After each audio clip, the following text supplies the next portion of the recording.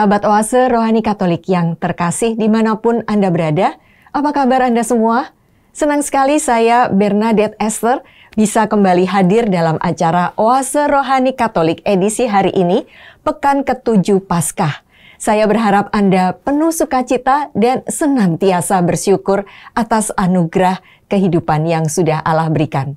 Saya pun penuh sukacita karena saat ini di studio Oase Rohani Katolik sudah hadir Pastor Canisius Rudy Saleh CDD. Saya yakin para pemirsa dan pendengar setia Oase Rohani Katolik sudah sangat mengenal sosok Romo Rudy. Demikian panggilan akrab beliau. Mari kita sapa beliau lebih dulu. Apa kabar Pastor Rudy? Kabar baik, Mbak Bey. Juga pemirsa pecinta Oase Rohani Katolik yang saya kasihi dimanapun kalian berada. Selamat berjumpa kembali, salam sejahtera, salam sehat untuk semua. Saya awali dengan menyapa dalam bahasa Mandarin, boleh? Ya, dengan senang hati, Pastor. Ya. Kami ingin mendengar. 各位观众、各位听众，大家好。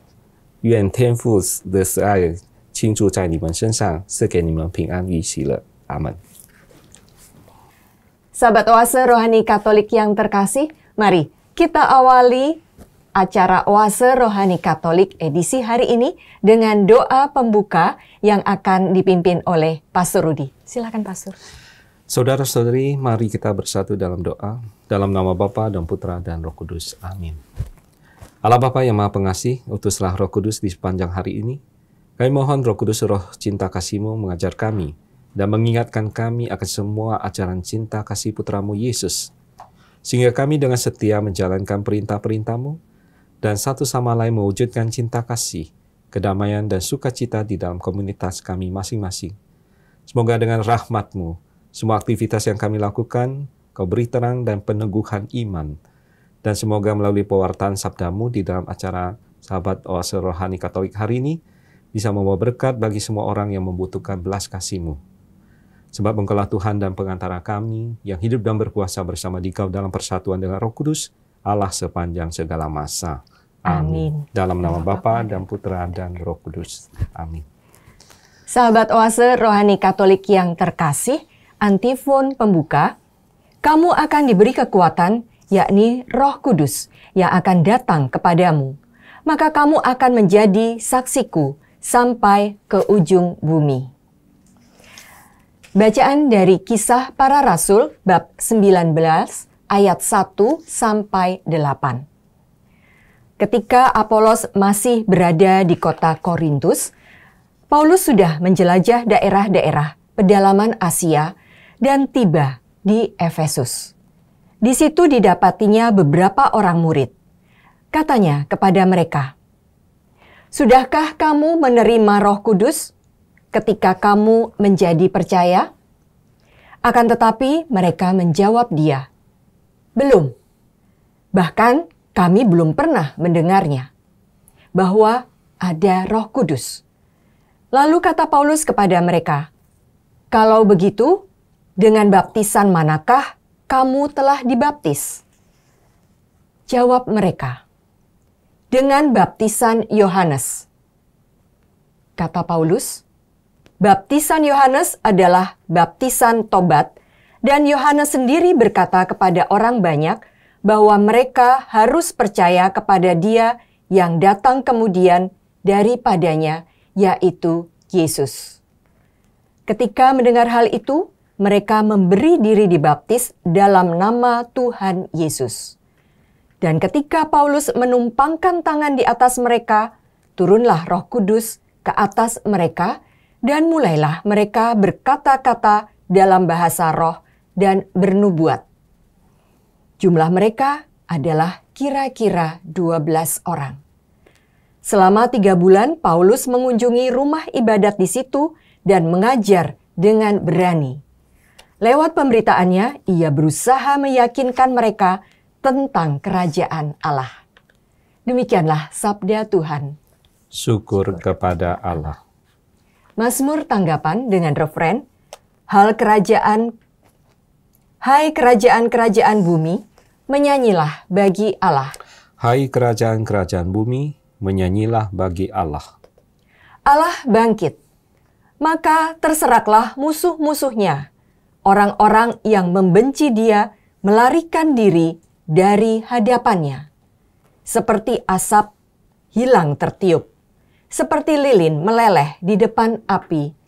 Demikianlah orang-orang fasik binasa di hadapan Allah. Hai orang kerajaan-kerajaan bumi, menyanyilah bagi Allah. Tetapi orang-orang benar bersuka cita. Mereka beria-ria di hadapan Allah, bergembira dan bersukaria. Bernyanyilah bagi Allah, bermazmurlah bagi namanya. Namanya ialah Tuhan. Hai kerajaan-kerajaan bumi, menyanyilah bagi Allah. Bapa bagi anak yatim dan pelindung bagi para janda. Itulah Allah di kediamannya yang kudus. Allah memberi tempat tinggal kepada orang-orang sebatang kara. Ia mengeluarkan orang-orang tahanan sehingga mereka bahagia. Hai kerajaan-kerajaan bumi, menyanyilah bagi Allah. Bait pengantar Injil. Haleluya, haleluya, haleluya, haleluya, haleluya, haleluya.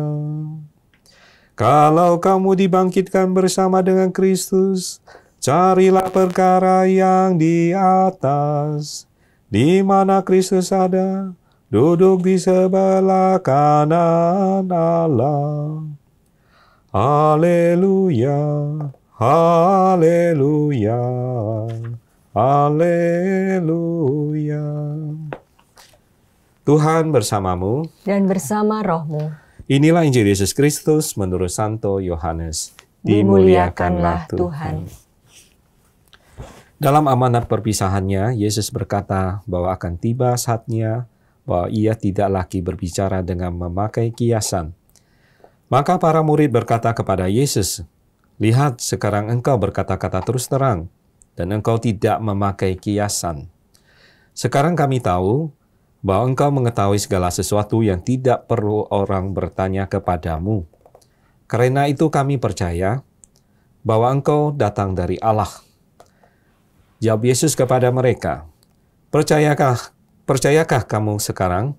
Lihat, saatnya datang, bahkan sudah datang, bahwa kamu dicerai-beraikan, masing-masing ke tempatnya sendiri, dan kamu meninggalkan aku seorang diri. Namun aku tidak seorang diri, sebab Bapa menyertai aku.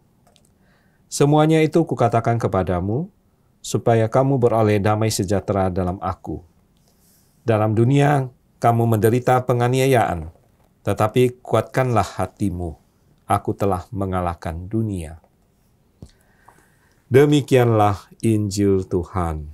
Terpujilah Kristus. Pastor Lujdi, bacaan-bacaan liturgi pada hari ini sungguh meneguhkan kembali semangat dan beriman kita.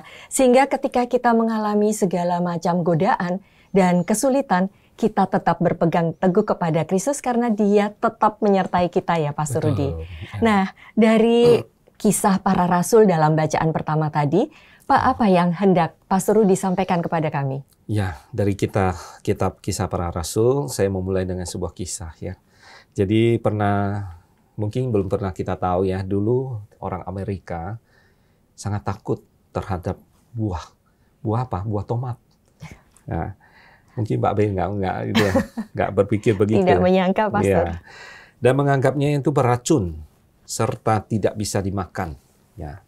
Karena tomat itu masih sekeluarga dengan sejenis tumbuhan beracun ya. Ya, katanya waktu itu. Lalu, namun tentu saja hal ini tidak berlangsung selamanya. Keadaan itu berubah ya. Setelah seorang dokter dari Virginia bernama Dr. Sikari, dia pada tahun 1733 dia berani menantang maut dengan memakan beberapa buah tomat di depan umum orang-orang Amerika ya. Di masyarakat Amerika pun kemudian menjadi percaya bahwa tomat itu tidak beracun dan memiliki rasa yang enak dan nikmat ya. Nah, saya kira para pemirsa semua juga nggak akan nyangka kan. Iya. Nah, kalau dulu ternyata buah tomat itu semua dianggap beracun dan haram. Iya. Nah, dimakan oleh orang-orang pada waktu itu. Dan berani makan berarti berani menanggung resiko, ya, kata mereka ya. Menjadi orang percaya, terutama bagi kehidupan jemaat-jemaat perdana, pada waktu itu kira-kira menghadapi juga hal yang dihadapkan kepada Dr. Sikari tadi. Ketika mereka percaya bahwa Kristus adalah Tuhan sejati, maka mereka akan berhadapan dengan orang-orang yang menganggap sebaliknya. Kristus itu beracun, yang bisa mengakibatkan rusaknya keseimbangan persatuan masyarakat di Efesus pada waktu itu. Nah, dalam bacaan kitab kisah para rasul hari ini, kita berjumpa lagi dengan beberapa orang murid yang sama seperti yang dilakukan oleh Dr. Virginia tadi, ya, Dr. Sikari. Pada waktu itu mereka berani menantang maut untuk membuktikan bahwa Kristus adalah benar-benar Tuhan yang memiliki kuasa. Atau dalam bahasanya Dr. Sikari tadi, para murid itu mau membuktikan bahwa mereka itu benar-benar percaya bahwa Kristus bukanlah tomat beracun. Ya, melainkan Kristus adalah tomat yang menyegarkan jiwa. Dalam kerangka pemahaman yang seperti itulah Paulus berani bertanya ya kepada para murid itu, sudahkah kamu menerima Roh Kudus ketika kamu menjadi percaya? Dia ada sesuatu yang Paulus ingin ajak kepada para murid di Efesus pada waktu itu ya. Bukan hanya sekedar percaya bahwa Kristus adalah Tuhan sejati, tetapi juga mewujud nyatakan rasa percaya itu di dalam bentuk tindakan iman. Dalam hal ini Paulus mengajak mereka untuk memberikan dirinya untuk dibaptis. Di kehidupan kita sebagai orang percaya, di masa kini pun rasanya tidak jauh ya, berbeda dengan tantangan-tantangan yang dihadapi kehidupan mereka pada waktu itu di Efesus. Ada saja orang-orang yang menganggap tomat itu atau Kristus adalah racun. Sampai sekarang masih ada ya. Tidak boleh dipercaya, tidak boleh dinikmati. Apalagi dikonsumsi dan dipublikasikan kedahsyatannya. Jadi sekarang yang tinggal hanya satu, sikap kita sebagai orang yang mengaku percaya kepada tomat yang agung ya, tanda petik ya. Apakah kita mampu membuktikan kepada mereka yang masih sangsi bahwa tomat yang satu ini benar-benar sanggup memberikan dan membawa kelegaan dalam kehidupan kita bila kita mempercayainya. Ya, Pastor Rudi, apa yang bisa kita lakukan sebagai orang yang percaya untuk mewujud nyatakan rasa kepercayaan kita itu dalam kehidupan sehari-hari? Menurut Pastor Rudi, apakah memang benar bahwa melalui kehidupan kita sebagai orang yang percaya di masa kini bisa menjadi perpanjangan tangan Tuhan untuk memberitakan kabar sukacitanya? Mungkin Pastor Rudi bisa memberikan, menjelaskan dan juga memberikan contoh. Ya baik. Jadi sebagai orang percaya kita seharusnya memancarkan jati diri kita sebagai orang-orang yang telah merdeka dan sebagai karakter dunia. Sebab saat kita ya menerima Kristus sebagai Tuhan dan Juru Selamat kita, seharusnya sudah mencerminkan suatu ciri khas yang membedakan kita dengan dunia ya. Di saat kita memproklamirkan bahwa kita adalah anak Tuhan atau orang percaya, maka orang-orang tidak lagi melihat siapa kita, tetapi mereka melihat hidup kita sebagai cerminan dari hidup Yesus sendiri ya. Yang di dalam kehidupan kita tentunya. Seorang hamba Tuhan sepenuhnya telah menghidupi firman Tuhan dan menuruti teladan Kristus. Setidaknya mereka harus memiliki ya beberapa karakter istimewa ya di dalam hidup mereka yang menonjolkan bahwa dia adalah sebagai orang yang percaya. Karakter apa saja itu, Pastor Rudi? Ya, karakter pertama saya kira mereka harus menunjukkan karakter penuh kasih ya, pembelas kasih. Ya, kasih adalah ciri utama dari Bapa, Kristus dan Roh Kudus. Ya, ini juga seharusnya menjadi ciri semua orang yang menyebut dirinya anak Tuhan ya. Mereka mengasihi semua orang. Setiap pengikut Kristus adalah orang-orang yang mengasihi sesamanya Dan orang menyebut dirinya mengasihi Tuhan tetapi tidak mengasihi sesamanya kan sebenarnya bukanlah seorang pengikut Kristus, bahkan sebenarnya tidak mengenal Dia. Nah, ini adalah prinsip yang ditegaskan ya. Dalam surat pertama Yohanes bab 4 ayat 8 dikatakan, barang siapa yang tidak mengasihi, dia tidak mengenal Allah, sebab Allah adalah kasih. Ya. Nah, salah satu aspek yang mengasihi adalah memberi hormat atau respect ya pada orang lain. Nah, banyak orang mungkin mencemooh status kita sebagai orang Kristen, pengikut Kristus. Kita dianggap bodoh mungkin, dianggap fanatik, dianggap kolot kuno, kampungan, kaku, dan sebagainya. Nah, itu semua tidak menjadi masalah. Ya. Yang menjadi masalah apa? Menjadi masalah adalah kalau kita kemudian bereaksi negatif kepada mereka yang mencemooh kita, ya. Nah, jika hal ini kita lakukan, maka kelakuan kita itu tidak ada bedanya ya, saya kira, dengan anak-anak dunia. Tetapi tetap menghormati siapapun saja, termasuk mereka yang menghina kita, menganiaya, disitulah kita tampil sebagai anak-anak Tuhan ya. Mengasihi juga bukan berarti kita harus selalu berkata ya. Pada apapun permintaan mereka ya. Cuma ya. Itu kan. Itu takut Romo. Ini takut ya Pastor dia bukan. Mengasihi juga bukan berarti membenarkan ya, artinya membenarkan perbuatan buruk atau dosa ya. Mengatakan ya itu baik, padahal itu tidak baik ya. Yang dilakukan orang-orang. Tetapi mengasihi mereka sebagaimana Kristus mengasihi kita semua orang ya. Kemudian karakter yang kedua yang ditonjolkan mungkin adalah rela berkorban ya.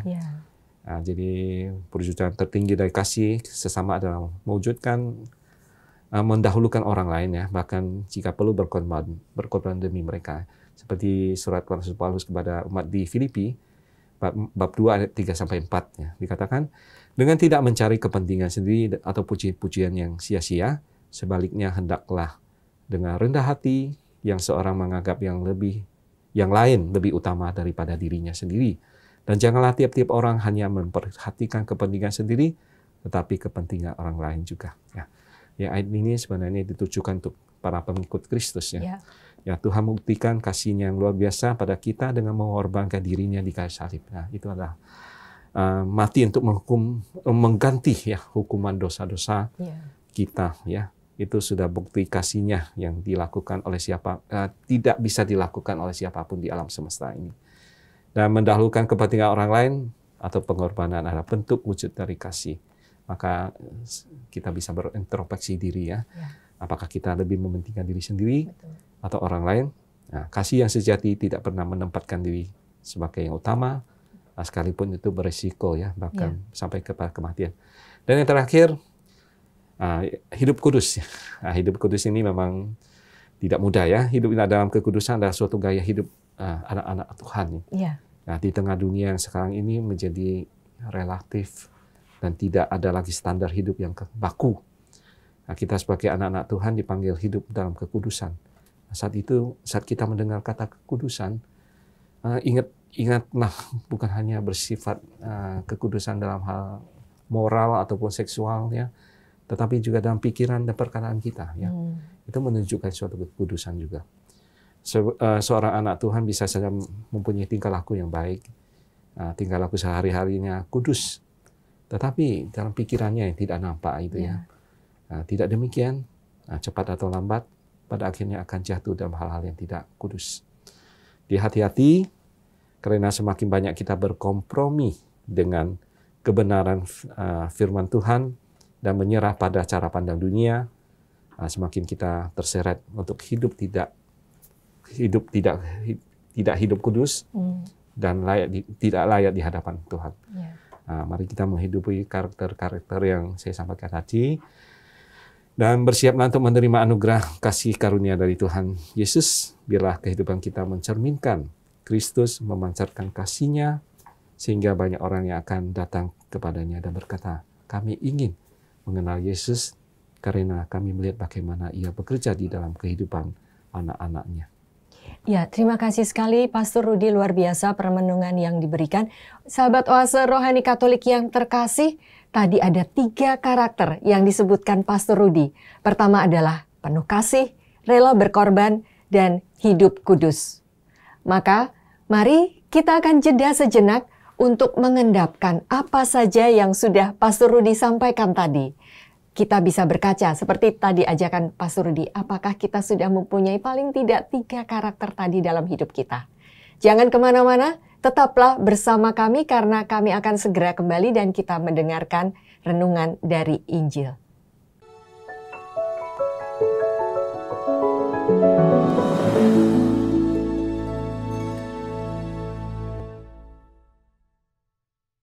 Sahabat Oase Rohani Katolik yang terkasih, Anda masih bersama kami, Pastor Canisius Rudi Saleh CDD dan saya Bernadette Esther. Bila Anda mempunyai pertanyaan, pesan, ingin berbagi pengalaman iman, atau hendak mengajukan kritik, Anda bisa menghubungi kami melalui email dengan alamat orkkaj2021@gmail.com atau mengirimkan pesan melalui WA dengan nomor 0881 0251 33438. Nah, mari kita lanjutkan perbincangan rohani dari bacaan menurut Santo Yohanes.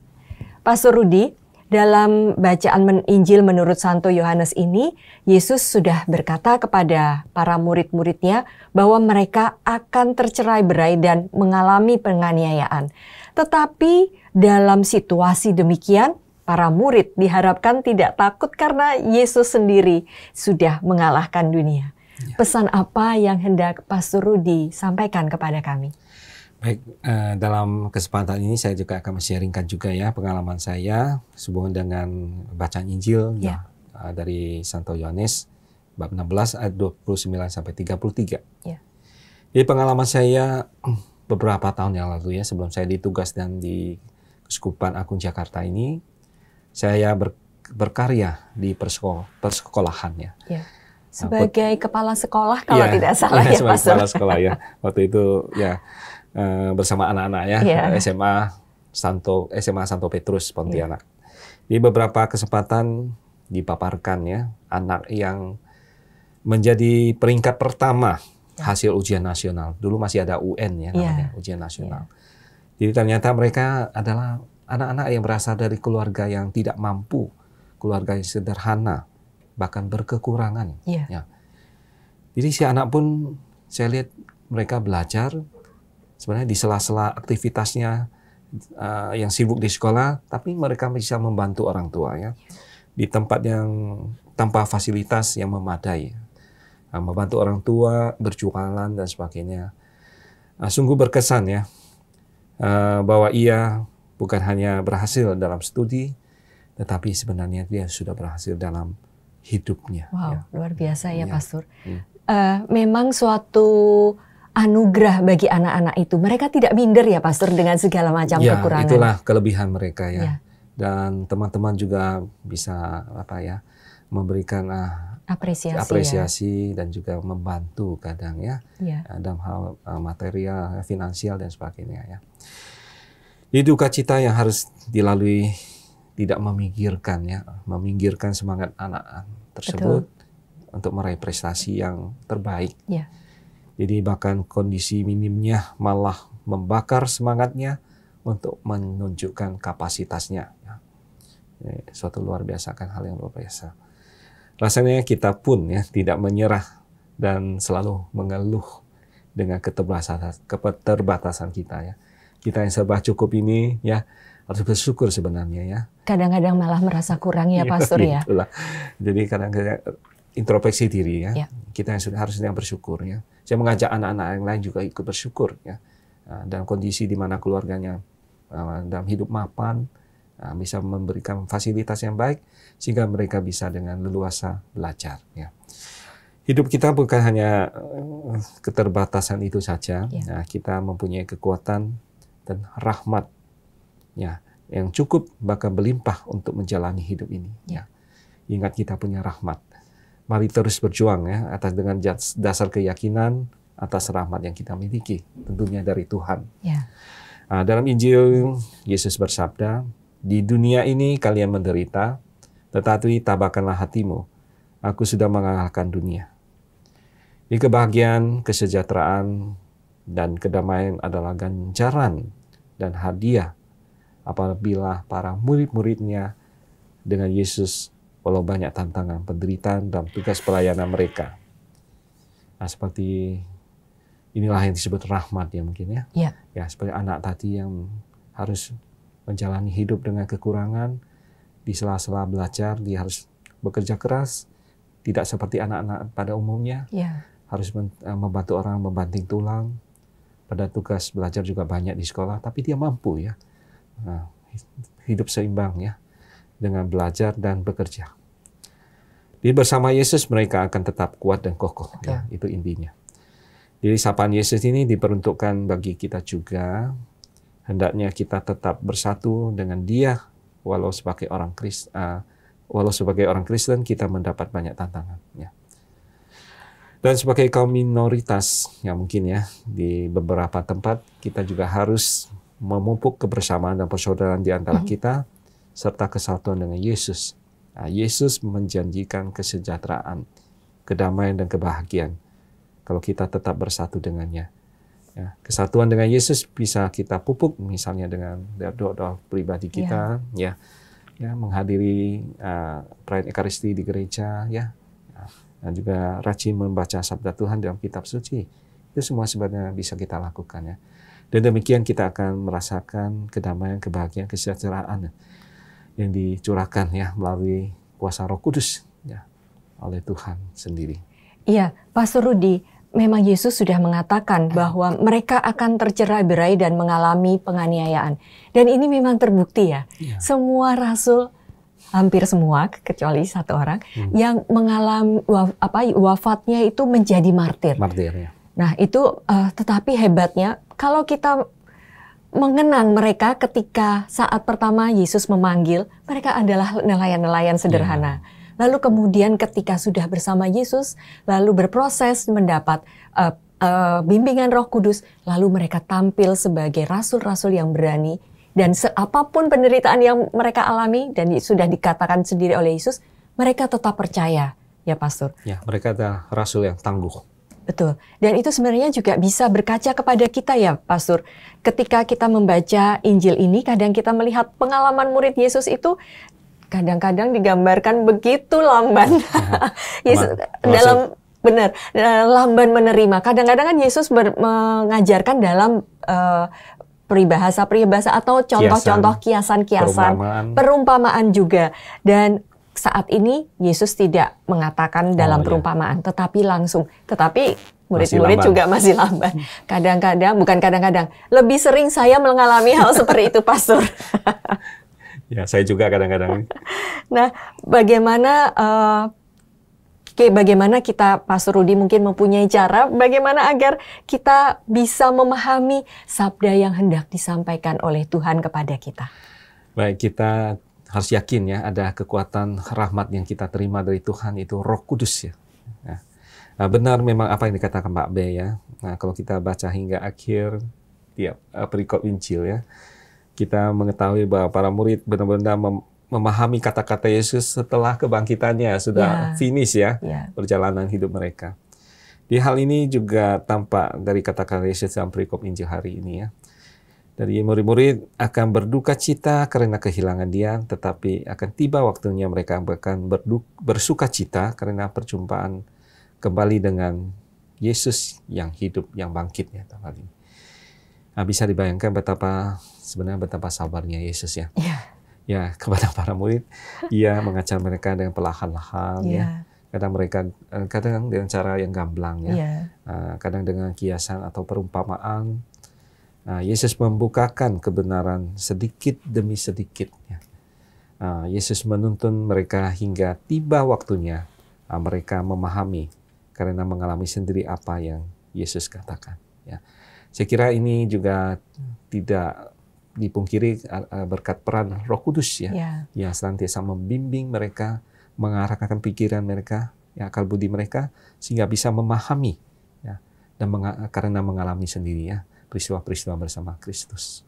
Artinya kita sendiri dalam keseharian kita, dalam aktivitas kita, entah tadi Pastor mengatakan berdoa, membaca kitab suci, itu dimulai dengan permohonan atau doa memohon terang Roh Kudus ya Pastor. Seperti kita dalam acara hari ini juga ya, kita memohon terang Roh Kudus ya, membimbing menuntun kita sepanjang hari ini supaya kita juga diarahkan ya kepada kebaikan dan kebenaran ya dalam setiap pewartaan kita.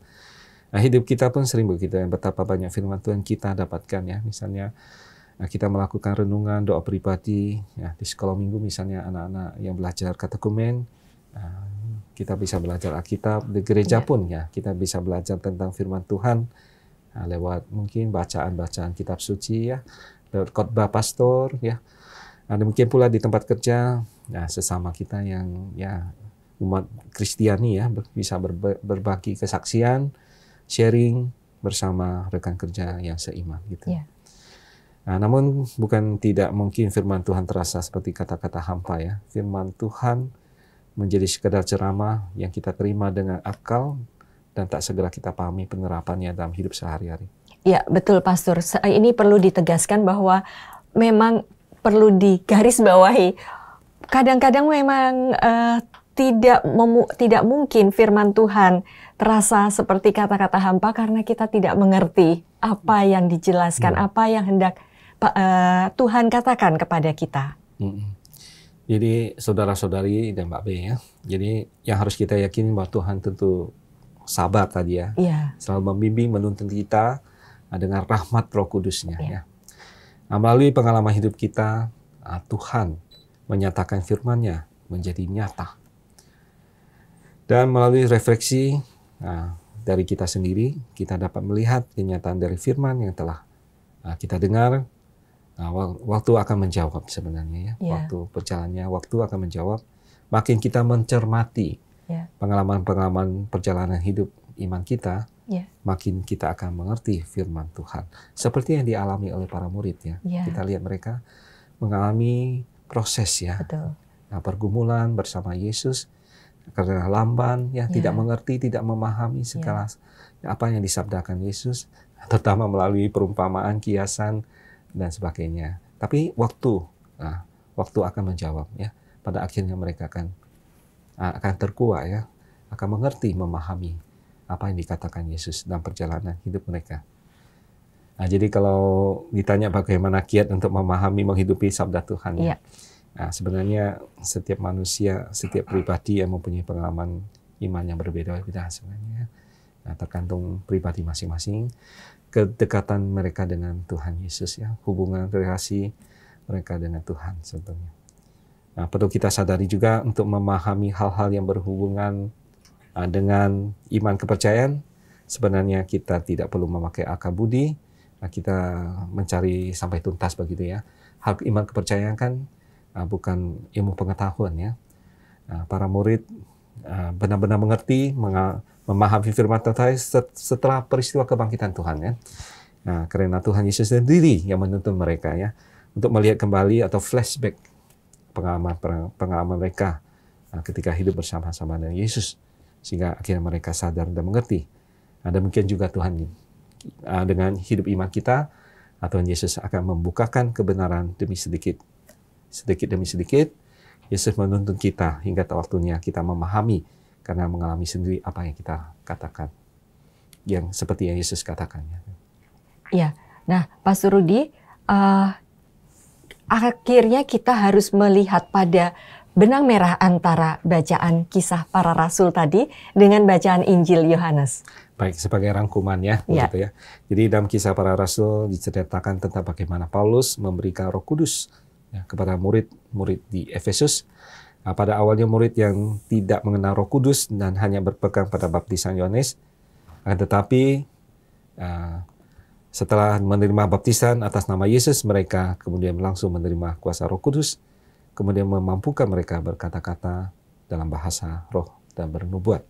Hal tersebut hendak memberikan penegasan tentang besarnya kuasa yang berasal dari Tuhan kita, Yesus Kristus. Dengan kuasanya yang besar, para murid dapat menerima dan merasakan Roh Kudus dalam diri mereka. Ya. Kisah dari tindakan Paulus terhadap umat di Efesus dapat memberikan suatu gambaran yang jelas tentang identitas Yesus sebagai seorang penyelamat. Karena dibaptis dengan nama Yesus, seseorang dapat menerima diri mereka dalam kehadiran dari Roh Kudus yang menyelamatkan. Dalam bacaan Injil dikisahkan tentang Yesus yang sedang mengajar para muridnya tentang suatu duka cita yang mendahului kemenangan. Ya. Jadi dalam pengajarannya tersebut Yesus kemudian tiba-tiba pada mengungkapkan jati dirinya yang berasal datang dari Allah. Hal ini dikatakan Yesus kepada para murid tanpa kiasan apa-apa. Jadi sehingga pada akhirnya para murid pun menjadi tahu dan percaya bahwa Yesus datang dari Allah. Adanya pengungkapan jati diri Yesus menjadi tanda pengenalan akan identitas Yesus sebagai seorang penyelamat. Tentang para murid dikatakan bahwa kelak mereka akan mengalami suatu duka cita yang mendalam, akan tetapi pada akhirnya duka cita itu akan menjadi suatu sukacita yang membawa kepada keselamatan. Itulah inti tugas perutusan yang diemban Yesus, yakni membawa orang pada keselamatan. Ya. Jadi dalam hidup sehari-hari, hendaknya kita selalu percaya, berpasrah pada kuasa dan kehendak Tuhan, adanya sikap penyerahan diri yang tidak berarti kita hanya perlu bahwa kita hanya perlu bersikap pasif dalam hidup, bukan berarti demikian ya.